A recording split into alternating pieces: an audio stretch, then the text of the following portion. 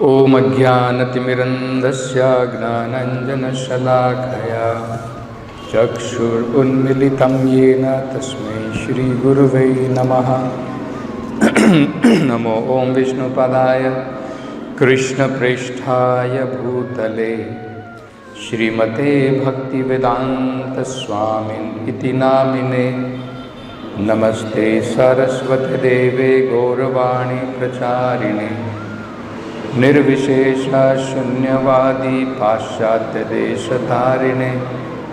Jai Shri Krishna Chaitanya Prabhu Nityanand Shri Advaita Gadadhar श्रीवासदि गौरभक्तवृंद।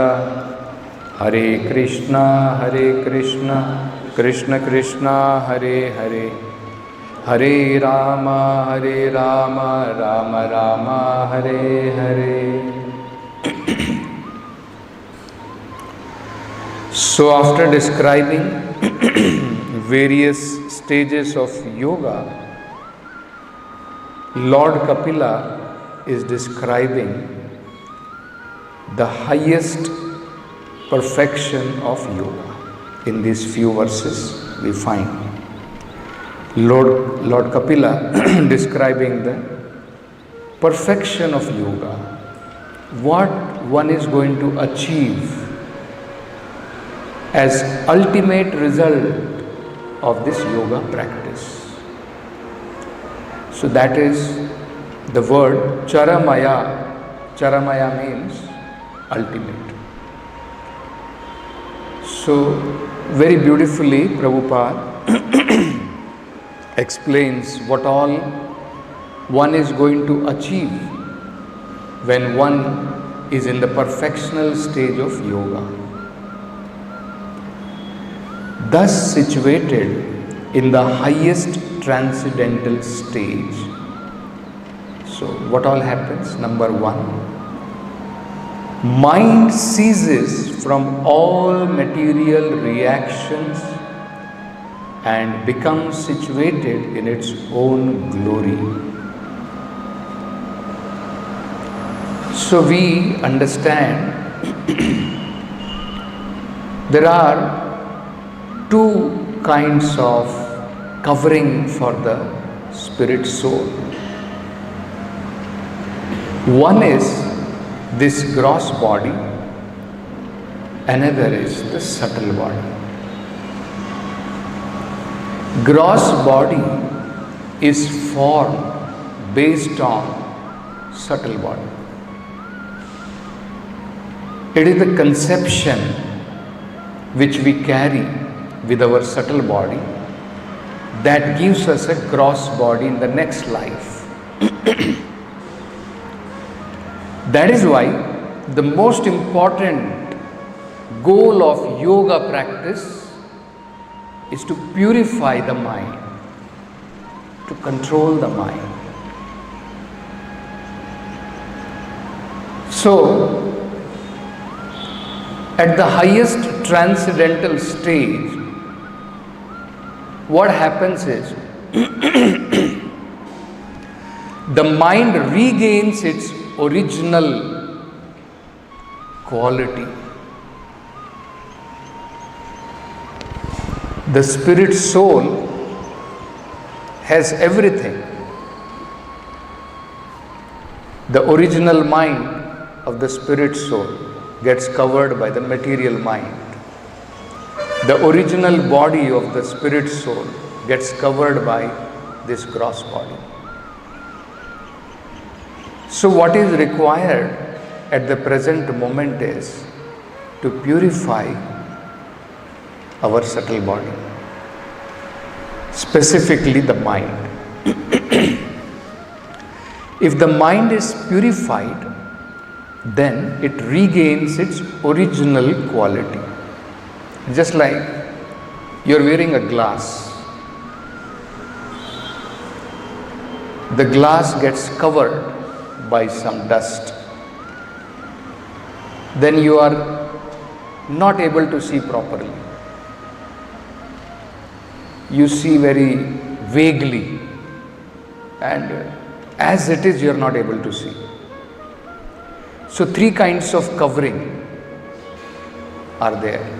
Bhagavad Gita says, gross ignorance, when that is covering, it is something like the child covered by the embryo of the mother. Very gross covering. So you practically cannot see anything. Then, just like fire is there and smoke is there, that is another kind of covering. Or mirror is there and dust on the mirror is there, that is another kind of covering. So when these different kinds of coverings are removed completely and one is no more affected by these 3 modes of material nature, then his mind is completely purified. When the mind is completely purified, the living entity regains his original position, its original glory. So that is what Lord Kapila is saying.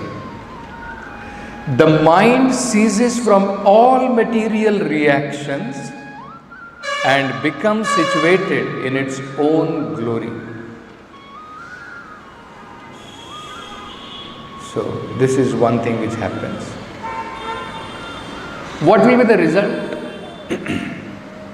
How do we know mind has ceased from material reactions? So Prabhupada is saying, Lord Kapila is saying, it will become transcendental to all material conceptions of happiness and distress. Now, at present stage, everybody is undergoing happiness and distress.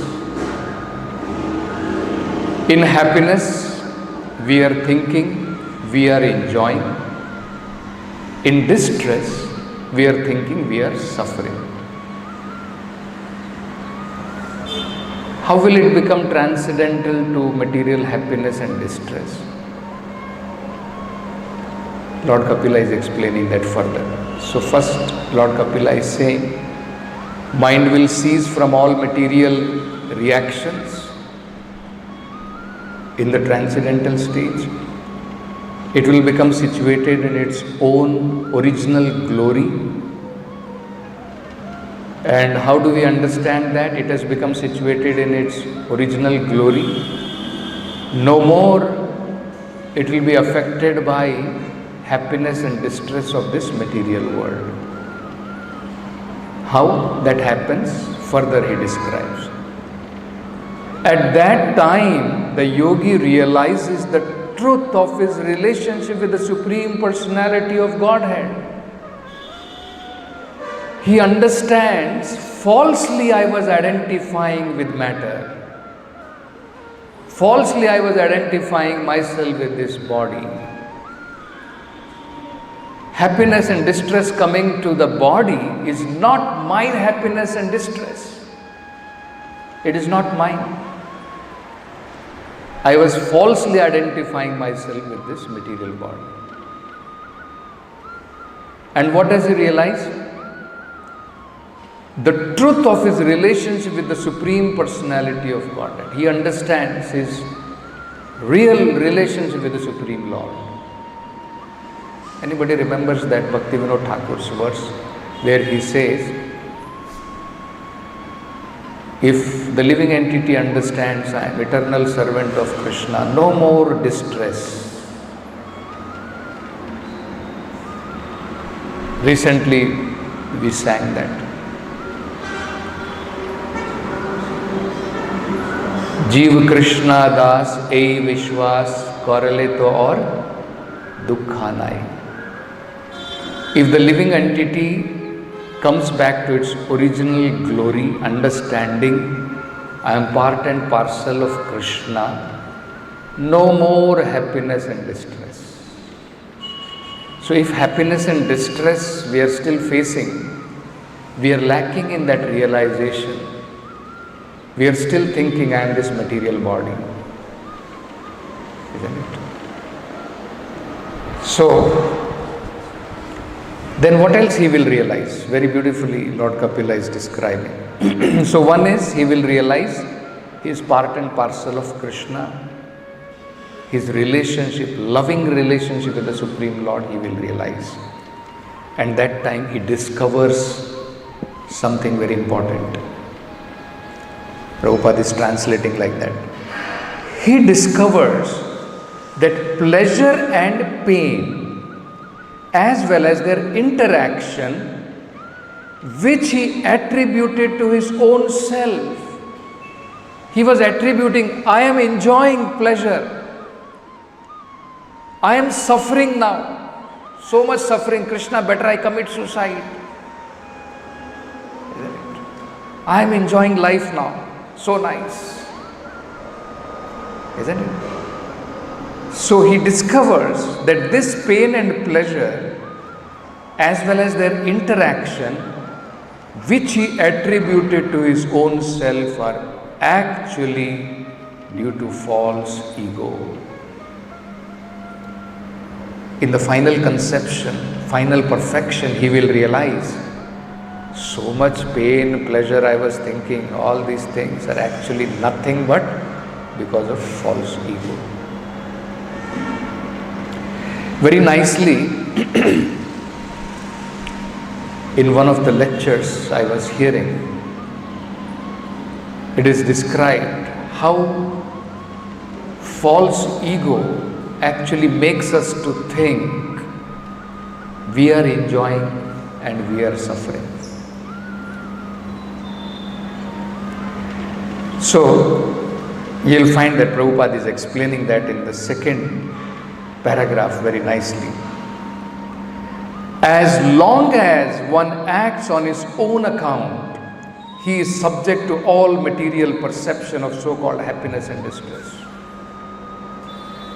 Actually, there is no happiness, just as there is no happiness in any of the activities of a madman. So in material activities, the mental concoction of happiness and distress are false. Actually, everything is distress. It's just like madman. I sometimes related this many times in my classes. In Bangalore, in Majestic area, I do not know whether they still have that.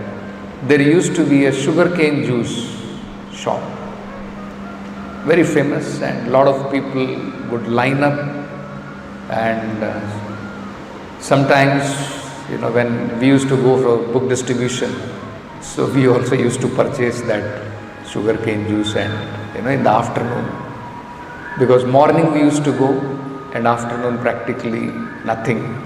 So some fruits or some sugarcane juice like that we would take.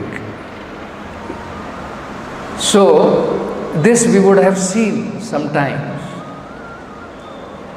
that sugarcane, that person who is taking out the sugarcane juice, how he takes it out, practically folding it many times, and practically no juice left. And after that, he bundles it and just throws it one side. Later on, he uses it for some other purpose, for burning or whatever. So sometimes you will find some mad person, some very hairs, untidy hairs, doesn't take bath, some torn cloth, you will find him. So he will come, he may pick it up and he'll try to, drink juice out of it. No sane man actually will try to take juice out of that sugarcane, that plant, in which actually there is practically no juice. Only a madman will do.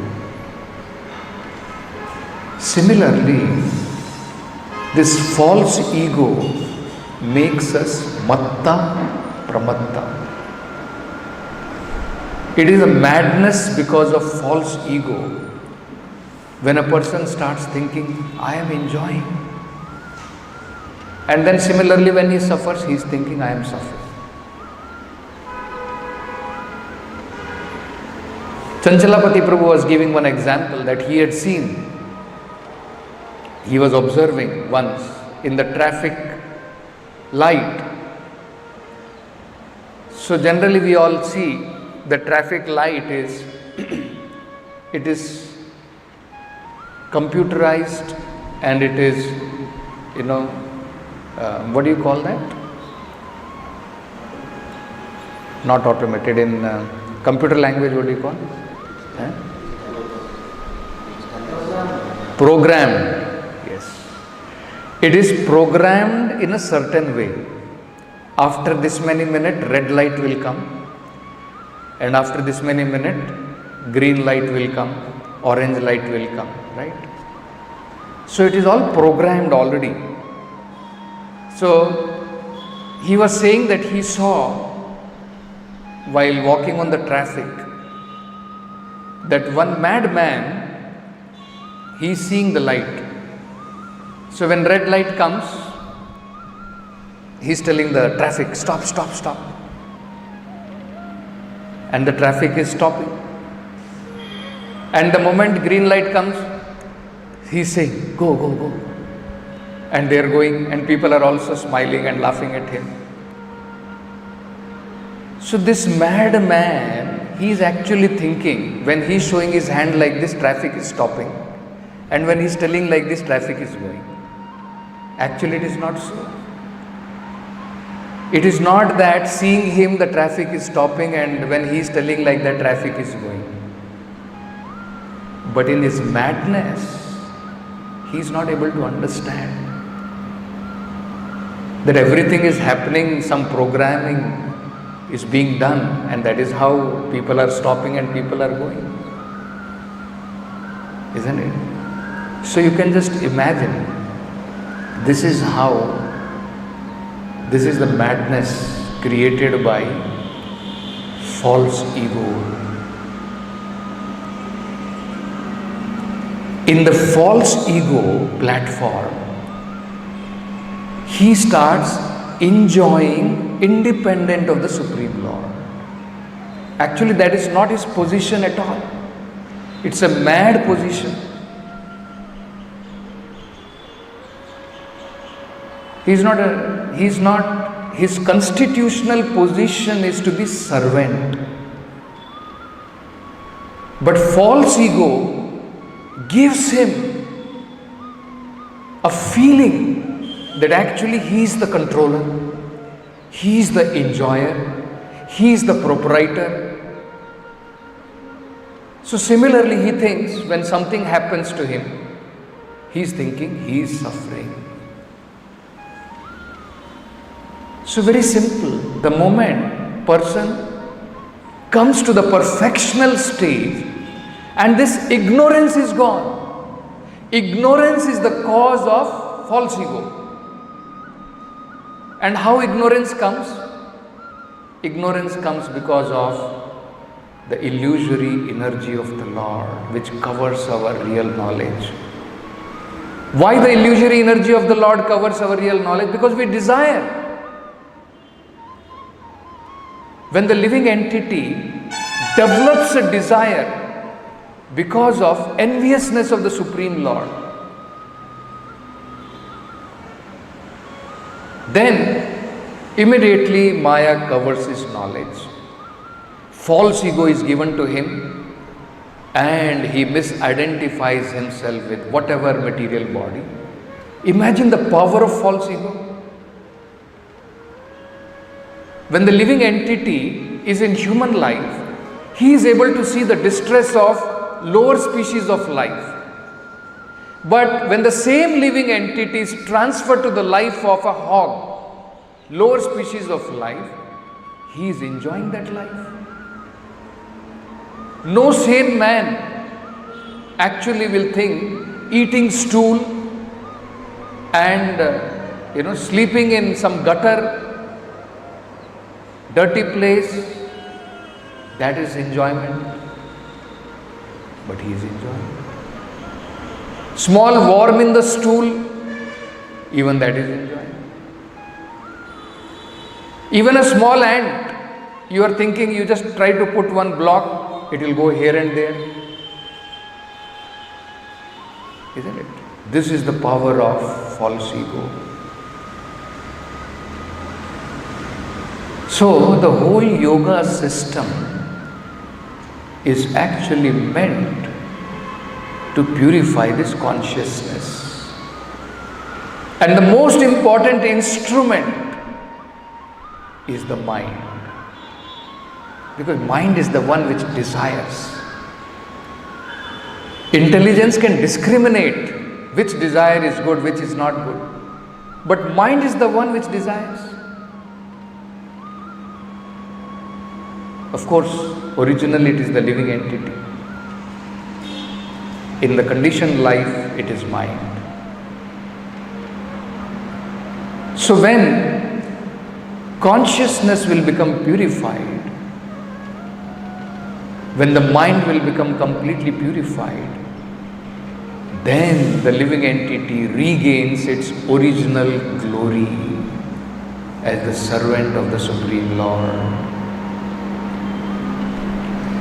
So you see how Prabhupada is very nicely describing this whole phenomenon, starting with forgetfulness of our sweet relationship with the Supreme Lord. This dukkha we are suffering in this material world, in the name of sukha also. Actually everything is dukkha. That is how Krishna has designated this whole material world, dukkhalyam. Isn't it? Just like if you are thinking you are going to get nectar in Madiralyam, it is not there. Madirala means it is drunkard's place. Dukkhalya means it's a place of misery. So where is the question of getting happiness here? Isn't it? So very nicely Prabhupada describes the reason of our suffering in this material world. Forgetfulness of one's relationship with the Supreme Personality of Godhead is a product of ignorance. In ignorance we think, I will enjoy, right? Ichha dvesha samuddhena sarge yanti parantapa. Krishna says that it is because of living entities' desire to lord it over, being envious of the Supreme Lord. Sarge, all creations take place in this material world. So the Lord facilitates this creation to satisfy the desire to be independent of the Supreme Lord, which is born out of ignorance. Ignorance of our real, original position. So, by yoga practice, one can eradicate this ignorance of thinking oneself independent of the Supreme Lord. One's actual relationship is eternally that of love. So, our relationship with the Supreme Lord is actually out of love. In the material world, the relationship is not because of love. It is all because of lording it over tendency.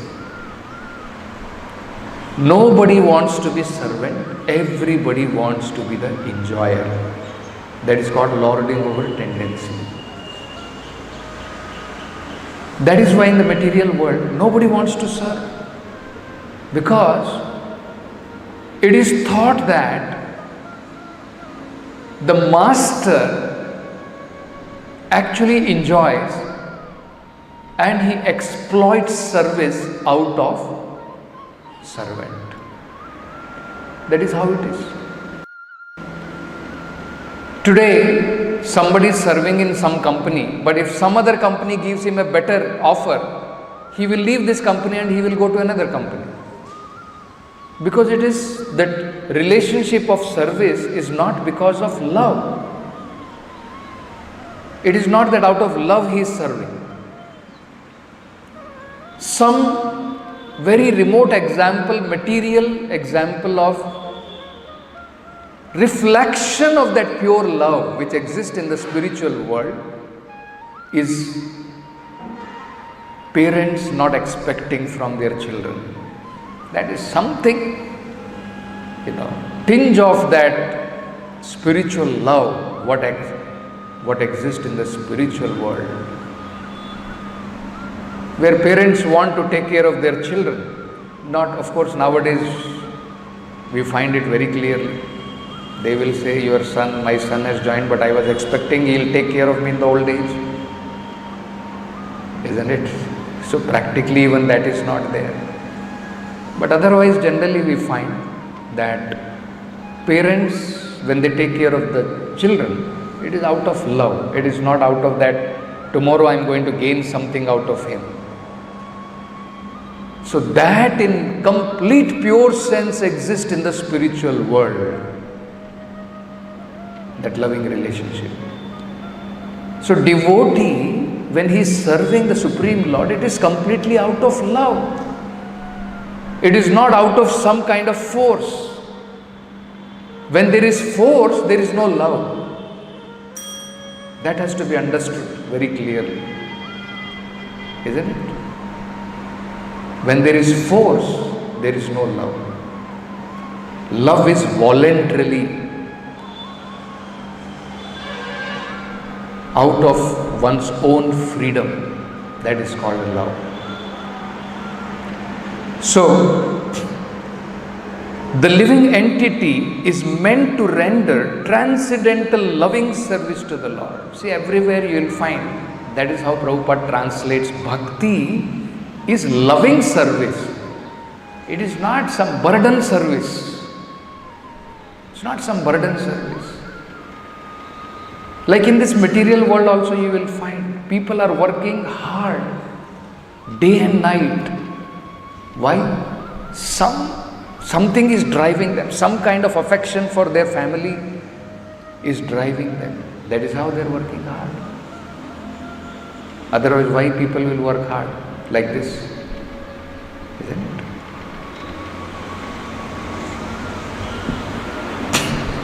Forgetfulness of that sweet relationship is called ignorance. And in ignorance, one is impelled by material modes of nature to think himself the enjoyer. Different degrees. When he is under the modes of goodness, some conception is there about that this material world is temporary. He comes to understand. But he also feels a sense of enjoyment, being enlightened to certain extent. So even there also he is thinking, I am the enjoyer. Similarly in passion, when he works hard, and in ignorance, without taking any responsibility, drunken stage, even in that he is enjoying. He is thinking, I am the enjoyer.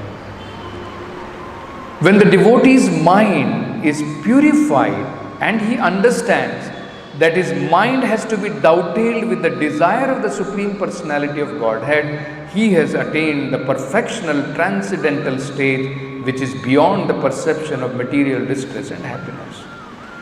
So what is required now through yoga system, what is done is the mind is purified and it is dovetailed with the desire of the Supreme Lord. That is the change actually which is required by practicing yoga. Same thing happened to Arjuna. Arjuna, before hearing Bhagavad Gita, his desires were not dovetailed with the desires of Krishna. he had independent desires. He was thinking independent of the Supreme Lord. Krishna's desire was he should fight. But Arjuna was thinking otherwise. Krishna spoke the whole Bhagavad Gita and finally asked Arjuna, what is his decision now? And Arjuna's decision was, Karishye vachanam tava, my dear Krishna, whatever you say, whatever you desire, I will do that. This is called perfection of yoga. So through all the yogas, whether it is karma yoga, jnana yoga, dhyana yoga, bhakti yoga, one has to come to this perfectional stage, understanding our loving relationship with the Supreme Lord as his part and parcel, as his servant, and doubtailing. Even in our conditioned life, we have to try to doubtail at least. I may like, I may not like. Later on, it will be natural. Later on, it will be completely natural. Just to do what Krishna desires. It is just like our healthy position is, when I want to lift my hand, I desire, immediately hand lifts. Will the hand say, no, I will not? I am feeling hungry. Automatically hand will go to the food. It will take the food, it will take to the mouth. Right? This is a healthy condition.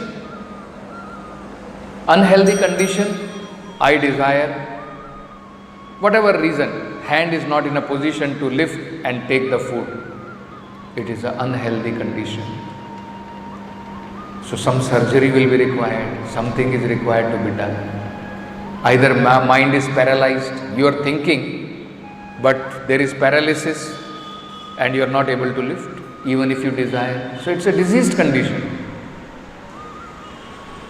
So, in our loving relationship, naturally we will doubtail. No question of doubtailing. Doubtailing happens when you desire something and still somehow or other you doubtail. Otherwise it is as Krishna desires. The devotees understand the desires of the Supreme Lord. In immature stage, one may not understand the desires of the Supreme Lord. When he is completely self-realized, then he understands the desire of the Supreme Lord. This is the real oneness. Oneness does not mean he becomes one with Supreme. He becomes one with Supreme in desire. That yes, whatever the Supreme Lord desire, that is what I should do. That is the meaning. So, this is what Prabhupada is saying. And then Prabhupada is saying, as long as one acts on his own account, he is subject to material perception of happiness and distress. When he understands Krishna is desiring me to do like this, and he acts, and happiness and distress come, he does not identify. He does not, because happiness and distress is not his. Somebody else has told him to do. Happiness and distress also belongs to the Supreme Lord. It is not mine. In the beginning, when Arjuna was trying to kill, he was suffering. I am going to kill my own grandfather Bhishma. I have to kill Dronacharya. Later on he killed. And he was not happy or suffering. Isn't it? Because he understood. It is the desire of the Supreme Lord. So many people were killed. Of course, Vaishnava is always compassionate.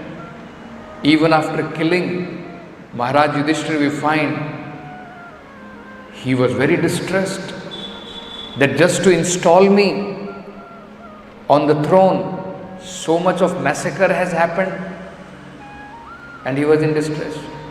And nobody could, even Lord Krishna could not mitigate his distress. Of course, there was a reason for that. Krishna wanted to glorify Bhishma, and then all the Pandavas go to Bhishma, and then they hear from Bhishma. And then Bhishma is telling, Maharaj Yudhishthira, don't you understand? It is very difficult to understand what the Supreme Lord desires. You are Dharma personified. Supreme Lord is the father of religion. Isn't it? You are all doing only pious activities. Isn't it? So much material strength, spiritual direction. Supreme Lord is personally present. In spite of that, if you see there are so many suffering, then you should understand it is the will of the Supreme Lord. You cannot understand. You see. And then once again, after hearing this, Maharaj Yudhishthira was completely removed of that ignorance. He understood, yes. Isn't it? Just like Prabhupada gives the example. Just one final example we'll take. Krishna in Bhagavad Gita, when Arjuna is crying, it is said, Prasanniva, Krishna is smiling. Arjuna is crying, saying, my Gandiva is falling from my hand, tears are coming out, my body is shaking. And Prabhupada is saying it is out of so much of grief. There are two kinds of shivering of the body. One is out of fear of life, and another is out of happiness. So this is not out of happiness. It is completely out of fear. That so many people I have to kill, my own kinsmen, that attachment. You see? And Krishna is smiling. Isn't it? Because Krishna's looking, perception, and Arjuna's perception is different. And Arjuna, Krishna wants to bring him to his perception. You see from spiritual vision. Come to spiritual vision. Then this happiness and distress will not be there. You will also smile like me. So Prabhupada gives an example that a child, his toy, it is broken. Child like anything. So should the father also cry along with the child?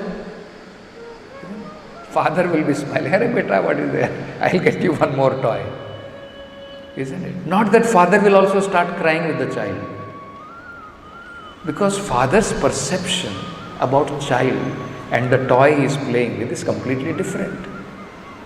For the child, he is in ignorance. He is thinking, this is my life. This is all in all. Isn't it? So, when one comes to this perfectional stage, then he will understand that actually the sukha, dukkha, all this is because of ignorance, because of false ego. I am identifying, sometimes I am happy, sometimes I am in distress. And when he comes to that spiritual platform, he understands, what is this? This body is given by material nature. Something is happening to this material body, I am identifying with it and I am suffering. It's exactly like you sit in cinema hall, watch one movie, horror movie, you are terrified. Actually nothing is happening to you and nothing is happening in real. But because you identify, you feel distress. Sometimes after film people are crying. Isn't it? Nothing has happened to them actually, but because they identify. This false ego makes us to identify with matter and things associated with matter, and we suffer and enjoy. So we'll stop with this. Granth Raj Srimad Bhagavatam ki jai. Jagat Guru Srila Prabhu.